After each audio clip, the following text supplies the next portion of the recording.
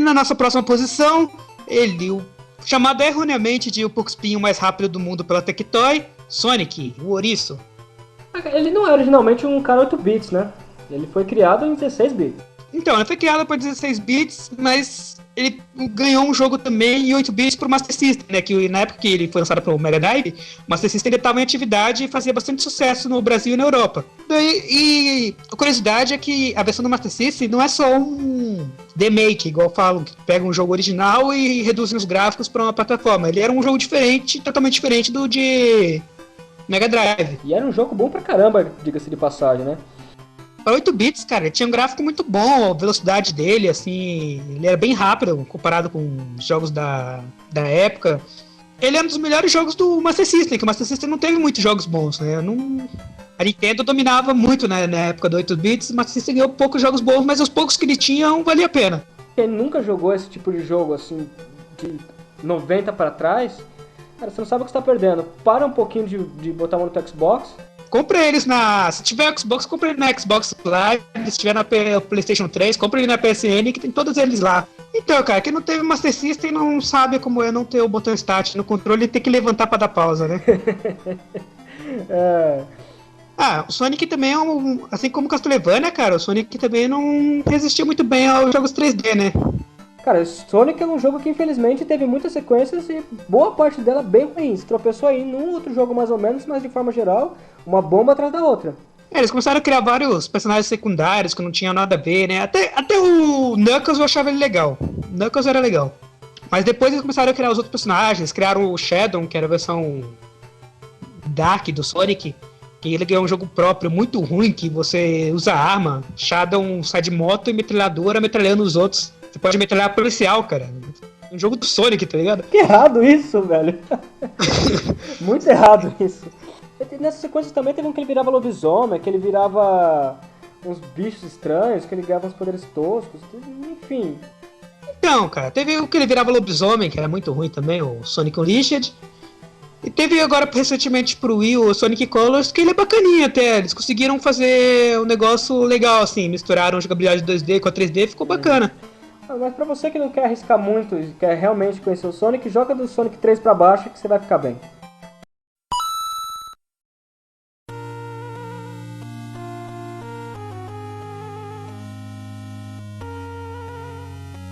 Dando continuidade, nós temos os jogos que conseguimos mostrar da melhor forma. Os enigmas, a ação, a aventura, uma história bacana. Pra você que nunca jogou, você joga com esse menininho chamado Link. E Zelda, que muita gente, além de confundir o Link com a Zelda, o nome deles, né? Ainda acha que o Link é um elfo. Ele não é um elfo, na verdade. Os fãs do Zelda ficam bravos quando falam que ele é um elfo.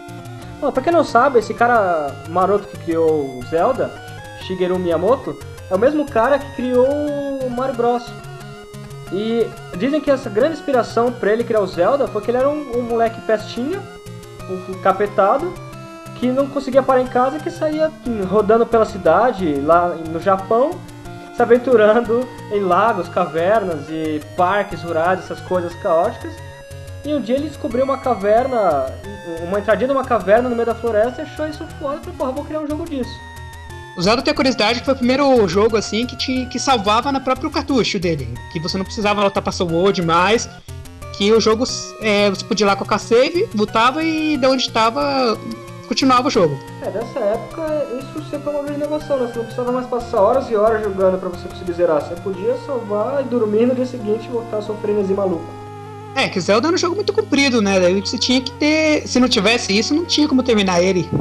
Bom, todo mundo sabe que ele rendeu algumas das melhores sequências pro Nintendo 64, alguns dos jogos mais característicos do Nintendo 64 foram originados de Zelda. Tanto que o Ocarina of Time é considerado o melhor jogo de todos os tempos. Em várias listas, assim, ele sempre tem primeiro como o melhor jogo de todos os tempos. E não é Eu não consigo discordar disso não, cara. Ele é muito bom mesmo, não tem como... Até hoje ele é um jogo impecável. Então, mas voltando nos jogos 8 bits, uma característica do Zelda foi que, naquela época, os jogos tinham uma história meio simples, assim, e o Zelda chegou com uma história mais complexa, tanto que... uma história bem mais trabalhada, né? Bem mais trabalhada do que os outros jogos, né? Por exemplo, o Mario, levaram sua princesa e tem que voltar lá de volta. O Zelda também é basicamente isso, mas tem algo mais, né? tem subtramas, tem essas coisas. Tanto que nessa época também, não era comum, igual no jogo do Zelda, você ter os personagens, você evoluir seu personagem conforme o jogo. O Link ia ganhando armas novas, habilidades novas, coisas que até então não existiam nos jogos. Pois é, os jogos até então era você tinha que melhorar, você tinha que ir jogando cada vez melhor, com mais frequência, pra você saber onde pular certo, onde definir certo. Já o Zelda não. Você evolui o teu personagem. Isso é uma das coisas também que eu tava vendo que o próprio criador falou, que uma das coisas que ele bota é que toda vez que você é curioso, que você tenta buscar as coisas no jogo, ele te recompensa com um item melhor, com algum life extra. Por isso que essa pegada tão forte de passagem secreta no Zelda.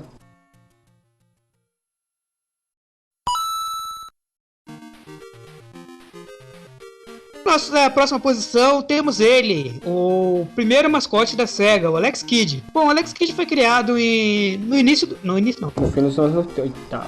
Bom, o Alex Kidd foi criado no final dos anos 80, era no começo sábado. dos anos 90. Era sábado? Então era sábado. Pra ser o mascote da SEGA na era Master System.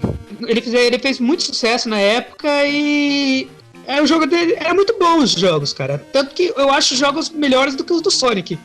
Naquela época. Além do jogo ele ser muito bom, ele tem uma parada que, assim, deu um gás legal nele, que ele vinha embutido já na memória.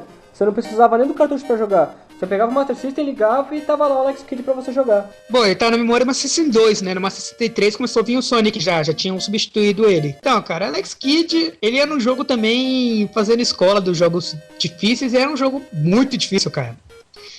Assim como o Contra, se você encostasse em qualquer coisa no jogo, você morria. E se você fosse bom pra caramba e passar todas as fases, você chegava no chefão, você tinha que jogar em pouco ele. Você ganhava na sorte. Se você tivesse azar, você perdia também. Perdia e acabava o jogo. Você perdeu horas e horas preciosas, né? Então, o Alex Kidd depois ele continuou em outros jogos. Teve o Alex Kidd em Shinobi World, que ele imitava, fazer paródia do Shinobi. Mas nenhum jogo dele é tão bom quanto esse que a gente tá falando, que é o In The Miracle World, né? É bom deixar claro. Alex Kidd em Miracle World, que é o clássico, né?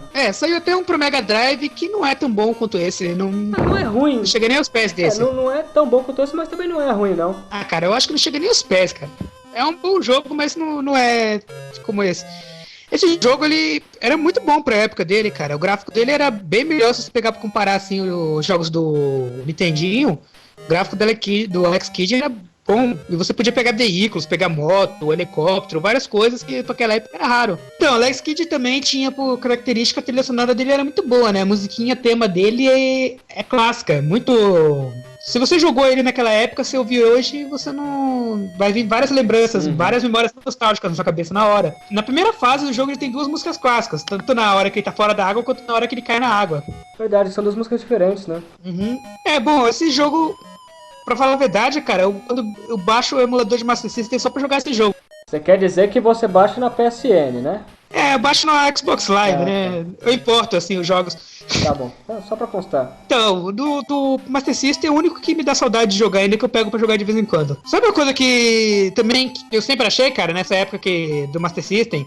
Que lembra que eu tinha falado que os gráficos eram ruins, a gente ficava imaginando coisas que os jogos não eram? Eu achava que o Alex Kidd era um macaco, cara. Macaco! Ele parece muito macaco. Olha o macaco! Olha o macaco!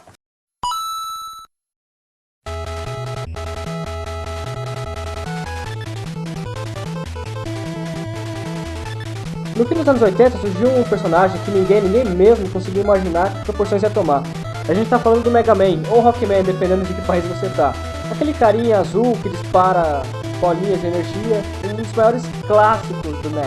Afinal, ele é ferro e fogo, né, cara? Mega Man, né? Só que ele tinha uma coisa que eu particularmente não tinha visto antes, que era aquela questão de que toda vez que você derrotava o mestre, você tinha a possibilidade de conseguir usar o poder que ele estava usando em você. Então, o Mega Man foi muito tempo, né, o mascote da Capcom. Eu acho que até hoje ele é mascote ainda. E se você for fã do Mega Man assim, você nunca ficou mal servido de jogos da franquia, porque a Capcom praticamente todo ano lança um jogo do Mega Man, seja pros consoles, seja pros portáteis, mas sempre tem um jogo do Mega Man lançado, né? Tem uma porrada de Mega Man, várias subdivisões, várias gerações de Mega Man. Tem o Mega Man clássico, o Mega Man X, o Mega Man Legends, o Mega Man Zero e assim por diante, né? Tem uma porrada deles que você pede a cor. E diga-se de passagem, cara, e não são jogos ruins, em boa parte são jogos muito bons. Se você gosta, ele é mais do mesmo. Se você gostou de um, você provavelmente vai gostar dos outros, porque não tem muita diferença. Continua no side-scrolling, continua com salvo raras exceções, com você naquele estilo anda e atira. Bom, a história do Mega Man clássico, né, que é o que a gente tá falando, é Dr. Light e o Dr. Willy trabalhavam em conjunto pra criando robôs, só que o Dr. Willy queria criar os robôs para o mal, o Dr. Light não. Daí o Dr. Willy, numa atitude de filha da puta, ele rouba todos os robôs do Dr. Light e reprograma eles pro mal. Só sobram 2 robôs pro Dr. Light, que é o Rock e a Ho. Sacou? Sacou? O Rock, ele modifica e transforma num robô guerreiro, que é o menino. E a menina, ele modifica e transforma numa empregada, né? Não dá pra justo. Olha só o machismo em alta aí. E tem uma parada que, assim, Então, tem muita referência. Tem uma referência até do Asimov, que é aquelas leis da robótica, etc. Tem outra referência que isso eu já não tenho certeza, mas tem muita gente que acredita, que é que o Reploid, que são os robôs do mal, é uma referência direta aos replicantes do Blade Runner. Replicant Droid. Também falam que tem as leis do Asimov lá, as 3 leis.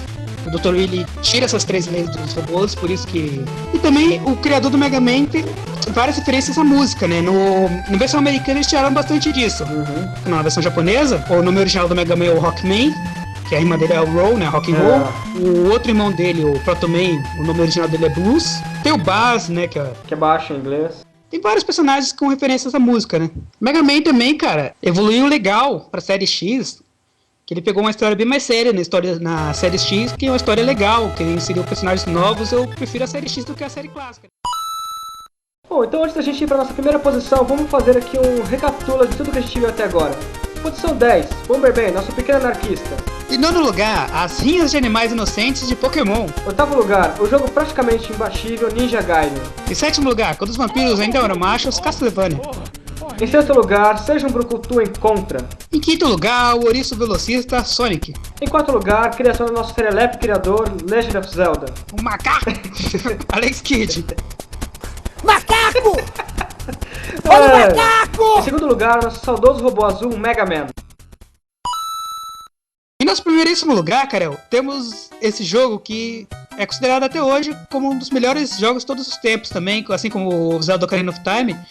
O Super Mario Bros 3. Bom, a franquia Mario nasceu dentro do outro jogo, né? O Mario nasceu dentro do jogo do Donkey Kong, que ele tinha que passar por todos os barris que o Donkey Kong jogava pra salvar a princesa. Aquele simpático encanador com seu bigodinho e seu macacão conseguiu conquistar de fato não um, não dois, mas vários e vários jogos. Então, cara, o primeiro Super Mario Bros, ele foi praticamente o jogo que definiu como os outros jogos daquela geração pra frente iam ser, né? Não dava pra fazer mais nada pior que aquilo, né?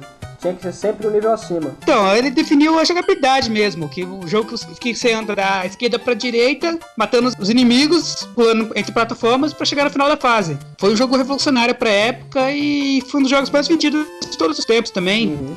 Que ele vinha junto com o Nintendinho, né? Só que depois, na continuação dele, na sequência, os japoneses fizeram o mesmo jogo, só que muito mais difícil. Colocaram o nome de Mario 2. Era praticamente o mesmo jogo, o mesmo gráfico, tudo igual. E aí? Então, os americanos não gostaram muito disso e resolveram fazer a sua própria versão do Super Mario Bros 2, né? Então eles pegaram o jogo Doki Doki Panic, que é um jogo japonês também, e substituíram os personagens dele pelos personagens do Super Mario. Cara, é muito bizarro. A princesa voa, eles arrancam aquelas coisas do chão, ficam jogando. Então, depois desse 2, ele não fez tanto sucesso assim quanto o primeiro, né? A Nintendo resolveu fazer o que ela não fez no segundo, inovar no jogo, fazer uma versão melhor. Então ela lançou o Super Mario Bros 3, que até hoje é considerado como um dos melhores da franquia. Por mim é considerado o melhor. Se você gostou do vídeo, clique aqui no joinha, no like ou no gostei, dependendo de onde você estiver, e da sua linguagem. E acesse o blog zezumbi.com.br. Não se esqueça de se inscrever no canal do Zé Zumbi. Até o próximo vídeo e... Tchau! O que você ia falar?